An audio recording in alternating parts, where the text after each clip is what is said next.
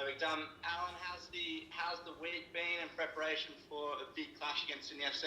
Yeah, well, it's been a good week. As every other week, we've trained well and worked hard, and obviously preparing for a big clash against, the defending champions. Does this clash mean more to you, considering you had such a great stint at Sydney FC and you're part of the Sydney FC Hall of Fame?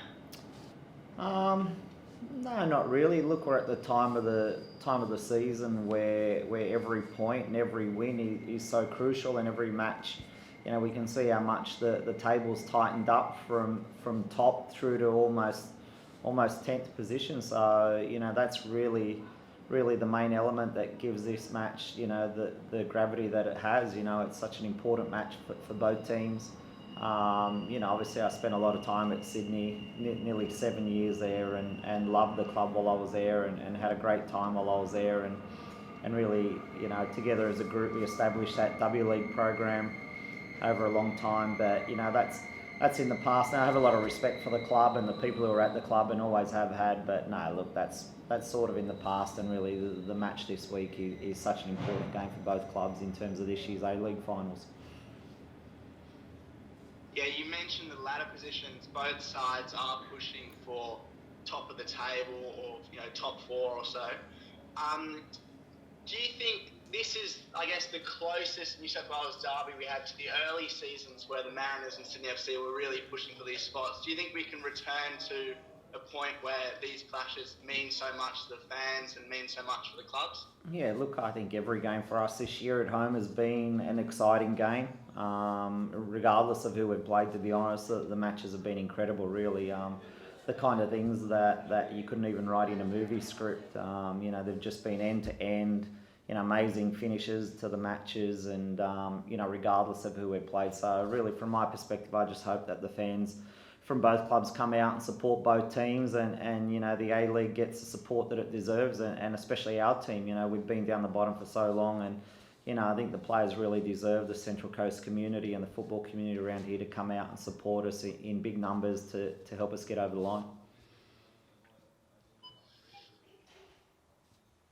You do mention a movie script, and there is, of course, one fairy tale being written on your side. Do you have confidence this kind of fairy tale can go right to the end, and the Mariners can finish in that top spot, or even maybe lift the championship at the end of the year? Oh, look, I'm extremely confident. We've played 17 matches so far this year, and we could have won or been in positions to win probably 15, maybe even 16 of them.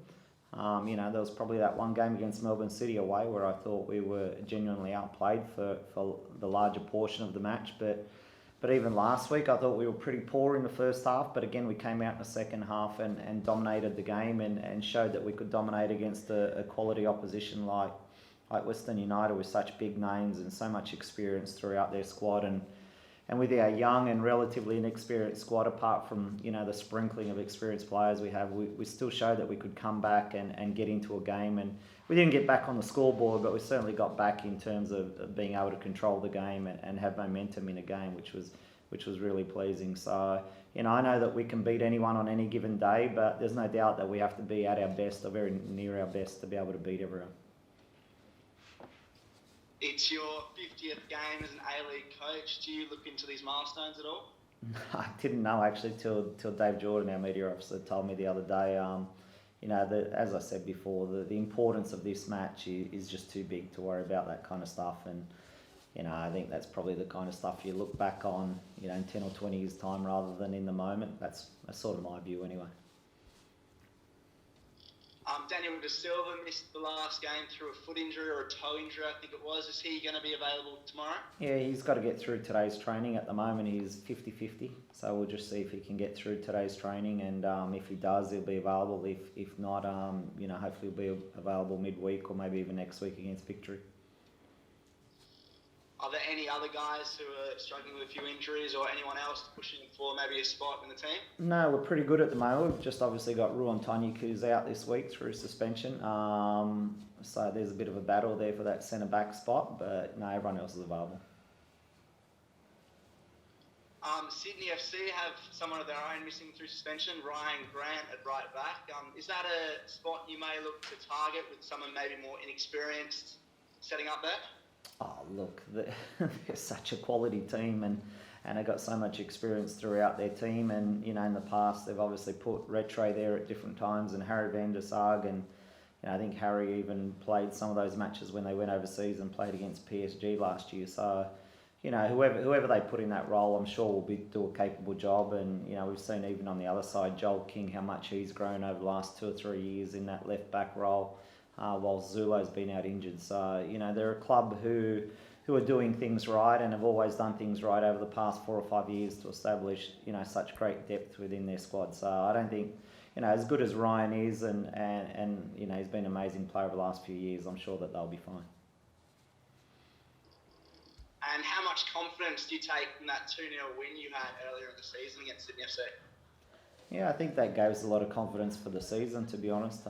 Just knowing that you could beat the champions away from home, that sort of sets the bar at that level to know that you can compete and beat anyone in the competition. And I think reflecting back, it was a real watershed moment for our team in terms of belief and confidence, and we've taken that with us all the way through up until this point.